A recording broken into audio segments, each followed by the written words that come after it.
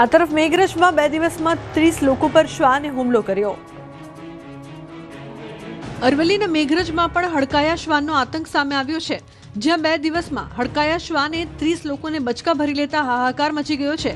શાળાના બાળકો સહિત 30 જેટલા લોકો પર શ્વાન ત્રાટક્યું હતું। હડકાયા શ્વાને ગામને બાનમાં લીધું હતું। શ્વાનના આતંકના કારણે લોકો ઘરની બહાર નીકળતા પણ ડરતા હતા। એક સાથે 30 લોકોને કરડી જતા ગામમાં ડરનો માહોલ છે।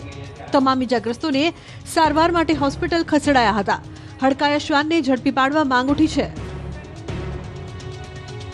ખેડામાં માતાજીના વરઘોડા વચ્ચે આખલા યુદ્ધ જામ્યું। યુવકને 9 ફૂટ ઊંચો ફંગોળ્યો। રાજ્યમાં રખડતી રંજવાડનો આતંક સતત વધી રહ્યો છે। રસ્તા પર રખડતા આખલાની સમસ્યા માથાના દુખાવા સમાન બની છે। દરેક ગામથી લઈને શહેર સુધી આ સમસ્યા છે। ખેડામાં 2 આખલાઓ વચ્ચે ભીષણ જંગ જામી તો છોટાઉદેપુરમાં રસ્તા પર 2 આખલા વચ્ચે યુદ્ધ જામ્યું। આ તરફ જૂનાગઢમાં પણ આ જ સ્થિતિ છે। નડિયાદના પશ્ચિમ વિસ્તારમાં રખડતા આખલાઓનો આતંક સતત વધી રહ્યો છે। શહેરના નીલકંઠ મહાદેવ મંદિર નજીક બજારમાંથી માતાજીનો વરઘોડો પસાર થઈ રહ્યો હતો। એ જ સમયે 2 આખલા વચ્ચે યુદ્ધ શરૂ થયું, જેથી વિસ્તારમાં દોડધામ મચી હતી। આખલા લડતા હતા, તેની પાસે મહિલાઓ અને બાળકો ઉભા હતા, જેથી એક યુવક તેને બચાવવા ગયો હતો। આખલાને છૂટા પાડ્યા હતા અને ત્યારથી પાછળથી એક આખલો આવે છે અને યુવાન કંઈક સમજે તે પહેલા જ તેને 9 ફૂટ ઊંચકીને ફંગોળે છે, જેથી તેને ગંભીર ઈજાઓ પહોંચે છે। આ ઉપરાંત અન્ય 3 લોકોને પણ આ ઘટનામાં ઈજા પહોંચી છે। તમામને સારવાર માટે હોસ્પિટલ ખસેડવામાં આવ્યા છે। નડિયાદમાં તો જાણે આખલા રાજ છવાયું છે। માત્ર 40 દિવસમાં જ 4 લોકો પર આખલાએ હુમલો કર્યો હતો। સ્થાનિક રહીશોનો સીધો આક્ષેપ છે કે મહાનગરપાલિકાની આખલાઓ પકડવાની કામગીરી માત્ર કાગળ પર જ ચાલી રહી છે, જેના પરિણામે શહેરી વિસ્તારમાં રખડતા પશુઓનો ત્રાસ સતત વધી રહ્યો છે। તો વલસાડના આંબડી ગામે બાઇક સવાર યુવક પર દીપડાએ કર્યો હુમલો।